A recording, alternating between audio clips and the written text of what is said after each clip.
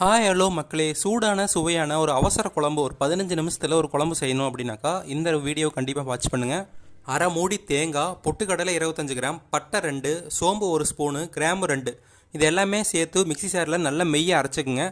தேவையான அளவு தண்ணி சேர்த்து குழம்புக்கு தேவையான மாதிரி ஒரு தேனாட்டை நல்லா அரைச்சிருங்க. அப்போ தான் குழம்புக்கு நல்லாயிருக்கும். பச்சை மிளகாய் 2, இஞ்சி பூண்டு பேஸ்ட் 1 டீஸ்பூன், ஒரு வடைச்சட்டியில் 50 கிராம் ஆயில் ஊற்றி ஒரு பட்டை 1 கிராம் போட்டு நம்ம வெட்டி வச்சுருக்கிற தக்காளி, வெங்காயம் இது எல்லாத்தையுமே சேர்த்து நல்லா வணக்கி விட்டுருங்க.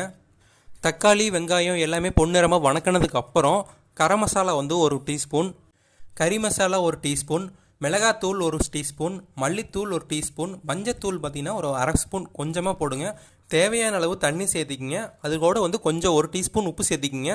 அதுக்கப்புறம் மிக்சியில் அரைச்சி வச்சுருக்கிற மசாலாவும் தேவையான அளவு தண்ணியும் சேர்த்து நல்லா கொதிக்க விட்டுருங்க. ஒரு 10 நிமிஷம் குழம்பு நல்லா கொதிக்க வைங்க. கொதிச்சதுக்கப்புறம் சூடான சுவையான குழம்பு ரெடி.